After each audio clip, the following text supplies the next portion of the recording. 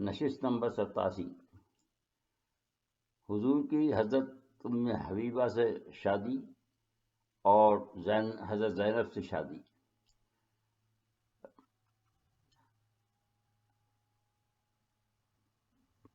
حاضرین گرامی، گزشتہ ہفتے ہم سن 5 ہجری کے واقعات بیان کرتے ہوئے عمر بن عاص رضی اللہ تعالیٰ عنہ وغیرہ کے اسلام لانے تک پہنچے تھے۔ آئیے اب آگے بڑھتے ہیں۔ ام حبیبہ کا حضور سے عقد۔ بہقی رحمۃ اللہ علیہ مستند حوالوں کے ساتھ خود ام حبیبہ سے روایت کرتے ہیں کہ وہ پہلے عبداللہ بن حجش کی زوجیت میں تھیں۔ جب عمر بن عاص رضی اللہ تعالیٰ عنہ نجاشی کو ہموار کرنے کے لیے گئے تو وہ بھی ان کے ساتھی ہی وہاں گئی تھیں۔ ان کے ساتھ کئی اور کفار بھی تھے، جس میں ان کے شوہر عبداللہ بن حجش بھی شامل تھے۔ اور لوگ تو واپس چلے آئے، مگر ان کے شوہر وہیں رہ پڑے اور انہوں نے عیسائیت قبول کر لی۔ لیکن ان کا کچھ ہی عرصے کے بعد انتقال ہو گیا اور وہ اپنی چند کنیزوں کے ساتھ وہاں تنہا رہ گئیں۔ جب حضور کو اس صورتحال کا علم ہوا تو حضور صلی اللہ علیہ وآلہ وسلم نے ایک مرتبہ پھر اپنی عظمت کا ثبوت دیا اور اپنے بدترین دشمن ابو سفیان کی بیٹی کو اس مشکل وقت میں اپنی زوجیت میں لینے کی پیشکش کی اور باقاعدہ پیام بھیجا، جس کو ام المومنین ام حبیبہ نے قبول فرما لیا۔ اور اس طرح بنو امیہ سے یہ نیا رشتہ بھی استوار ہو گیا، کیونکہ وہ معاویہ کی بہن تھیں جو اس وقت تک ایمان نہیں لائے تھے، لہذا بقول ابن کثیر ہے وہ حالت کفر میں ہی مسلمانوں کے ماموں بن گئے۔ یہاں بعض مورخین نے اس آیت کی شان نزولی یہ واقعہ بتلایا ہے۔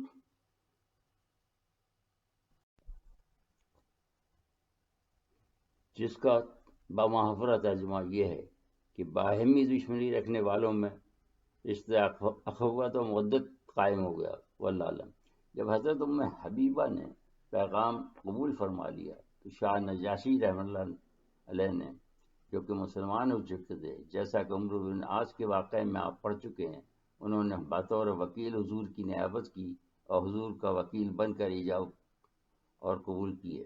ام المومنین حضرت حبیبہ رضی اللہ تعالیٰ عنہ کی طرف سے خالد بن سعید رضی اللہ تعالیٰ عنہ وکیل مقرر ہوئے اور گواہوں میں حضرت جعفر بن ابی طالب رضی اللہ تعالیٰ عنہ اور چند دوسرے مسلمان بھی شامل ہوئے۔ اس طرح یہ عقدۃ النکاح انجام پذیر ہوا۔ یوں تو کچھ نقدی وغیرہ حضور نے بھی بطور مہر روانہ فرمائی تھی، مگر اس کے علاوہ شاہ حبشہ نجاشی نے اپنی طرف سے 4000 دینار اور بہت سا دوسرا قیمتی جہیز دیا اور سنت انبیاء کا حوالہ دیتے ہوئے ایک دعوت کا اہتمام بھی کیا۔ اس کے بعد وہ اپنے جہیز اور کنیزوں کے ساتھ مدینہ شریف تشریف لے آئیں۔ ان کا انتقال ابو عبیدہ بن قاسم رحمہ اللہ کے مطابق سن 40 ہجری میں ہوا۔ بعض مورخین نے یہ بھی لکھا ہے کہ ان کا عقد حضور صلی اللہ علیہ وآلہ وسلم سے فتح مکہ کے بعد ہوا، جو کہ درست نہیں ہے۔ ان کو شاید اس سے مغالطہ ہوا کہ چونکہ ابو سفیان اور معاویہ فتح مکہ کے بعد ایمان لائے تھے تو عقد اس کے بعد ہوا ہوگا۔ اس کے علاوہ سب نے عبداللہ بن حجش اور حضرت ام حبیبہ کو اس اولین دستے میں بتایا ہے، جو کہ حضور کے حکم پر ہجرت کر کے حبشہ گیا تھا۔ کچھ مورخین نے نکاح کو سن 4 ہجری میں لکھا، لیکن بہقی رحمہ اللہ تعالیٰ نے دلائل کے ساتھ اسے سن 5 ہجری میں ہی بتایا ہے، لہذا ہم نے بھی اس کو سن 5 ہجری کے واقعات پہ رکھا ہے، واللہ اعلم۔ دوسرا اہم واقعہ سال کا حضرت زینب سے عقد تھا۔ اسی سال حضرت زینب بن حجش سے آپ کی زوجیت میں آئیں۔ بہقی رحمہ اللہ تعالیٰ علیہ کہتے ہیں کہ نکاح غزوہ بنو قریظہ کے بعد وقوع پذیر ہوا۔ ام مومنین زینب حضور کی پھوپھی ذات تھیں۔ ان کی والدہ کا نام میمونہ بنت عبد المطلب تھا۔ ان کی پہلی شادی آپ کے منہ بولے بیٹے حضرت زید بن حارث رضی اللہ تعالیٰ عنہ سے ہوئی، جو کہ آپ کے غلام تھے، جن کو بعد میں آزاد فرما کر حضور نے اپنا بیٹا بنا لیا تھا۔ جو کہ خود حضور کے ہاتھوں ہی انجام پائی۔ اس میں حضور نے 10 دینار نقد جہیز میں اور دوسرا کچھ سامان ضرورت کھجوریں وغیرہ عنایت فرمائی تھی، مگر ان میں ہمیشہ انبن ہی رہتی تھی، اور زید رضی اللہ تعالیٰ عنہ ان کی اکثر شکایت حضور صلی اللہ علیہ وآلہ وسلم سے فرماتے رہتے تھے۔ ایک دن جب انہوں نے شکایت کی تو حضور نے کتاب اللہ کی آیت کی روشنی میں فرمایا کہ جاؤ اپنی بیوی کی چھوٹی چھوٹی باتوں سے درگزر کرو اور آپس میں عادلانہ طور پر دونوں مل جل کر رہو، لیکن جو طبیعتوں میں فرق تھا وہ حائل رہا اور یہ رشتہ زیادہ دیر نہ نبھ سکا۔ آخر تقریباً 1 سال کے اندر ہی طلاق ہو گئی۔ دراصل اس میں اللہ سبحانہ تعالیٰ کی یہ مصلحت کار فرما تھی کہ وہ دنیا کو یہ سبق دینا چاہتے تھے کہ اصل رشتے صرف اصل ہوتے ہیں، اور منہ بولا اسلام میں کوئی چیز نہیں۔ منہ بولے پر اگر کسی اور رشتے سے وہ محرم نہ ہو تو نامحرم کے تمام قوانین کا نفاذ ہوگا۔ دوسرے یہ بھی بتانا تھا کہ کفو میں رشتے کرنے کو اسلام نے کیوں ترجیح دی۔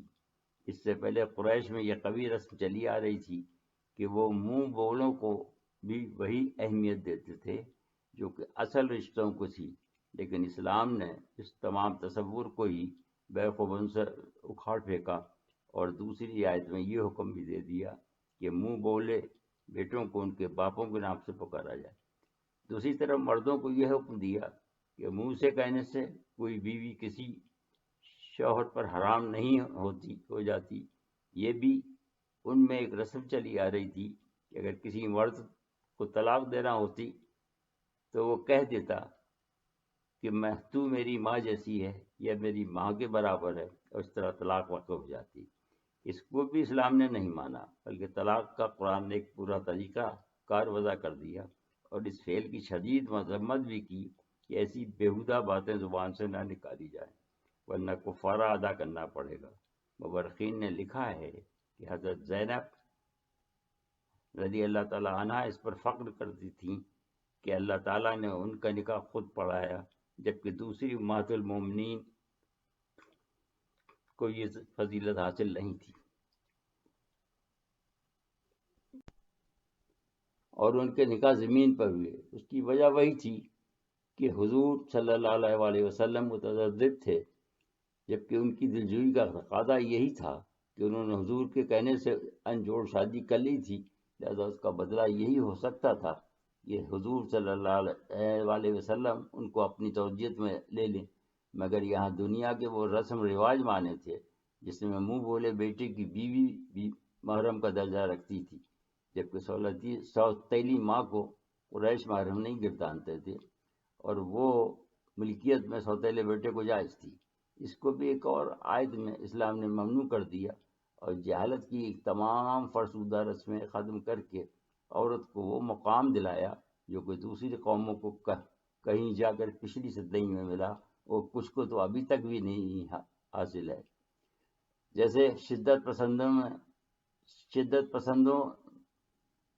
پسند عیسائیوں میں خلا کا حق ہمارے اپنے اور پرائے عورت کے اسلام میں موجودہ مقام پر تو معترض ہیں، جس پر اب پھر مذہب سے زیادہ رواج قابض ہو گیا ہے، مگر ان نوازشات کو بیان کرتے ہوئے شرماتے ہیں جو کہ اسلام نے 1400 سال پہلے عورت کو دی تھیں۔ ہم حضرت زینب کے نکاح کی بات کر رہے تھے کہ ان کا عقد حضور سے عالم بالا میں ہوا، اور وہ خود رب العالمین کے حکم معرض وجود میں آیا۔ قرآن کی وہ آیت جو کہ نکاح کے بارے میں دوسری مشہور آیت نازل ہوئی، ما کان محمد ابا احد من رجالکم ولکن رسول اللہ وخاتم النبیین۔ ترجمہ: محمد صلی اللہ علیہ وآلہ وسلم مردوں میں سے کسی کے باپ نہیں آئے، البتہ وہ اللہ کے رسول صلی اللہ علیہ وسلم اور خاتم النبیین ہیں۔ واضح ہے کہ اس آیت کے نزول سے پہلے ہی حضور کے صاحبزادگان کا وصال ہو چکا تھا، اور اس وقت صرف بیٹیاں ہی حیات تھیں۔ دوسرا اعزاز انہیں یہ حاصل ہوا کہ آیت حجاب نازل ہوئی۔ اس دن ایسا ہوا کہ حضور نے دعوت ولیمہ دی تھی، لہذا صحابہ کرام آتے اور کھانا کھا کر بیٹھ جاتے رہے، جس کا انتظام حضرت زینب کے مختصر حجرے میں تھا۔ لیکن کچھ لوگ باتیں کرنے وہاں بیٹھ گئے. جو لوگ حج پر تشریف لے گئے ہیں وہ واقف ہیں کہ حضور کسی محل میں نہیں رہتے بلکہ ایک اوسط درجے سے بھی کم رقبے کے مکان میں رہتے تھے، جس میں تمام امہات المومنین کے حجرے بھی تھے، اور پشت کی طرف حضرت علی کرم اللہ وجہ کا مکان بھی، جس کے سامنے اصحاب صفا والا حصہ تھا. کیونکہ جگہ تنگ تھی اور وہ بہت ہی شرمیلی خاتون تھیں، لہذا یہ ان کے لیے زحمت کا باعث تھا کہ وہ دلہنوں کی طرح منہ ڈھانپے مستقل بیٹھی رہیں. تب آیت حجاب نازل ہوئی جس میں لوگوں کو نبی صلی اللہ علیہ وآلہ وسلم کے گھر زیادہ دیر تک بیٹھنے اور گپ شپ کرنے سے منع کیے. اس طرح اس میں امت کو بھی سبق مل گیا اور اسلام کے معاشرتی آداب میں ان کی شادی سے اس دفعہ کے اضافے کا باعث ہوئی. لہذا ان تمام باتوں کی وجہ سے جتنا بھی فقر وہ فرماتی وہ کم تھا کہ اس طرح سے اعزازات سے بیک وقت کسی دوسری ام المومنین کو نہیں نوازا گیا.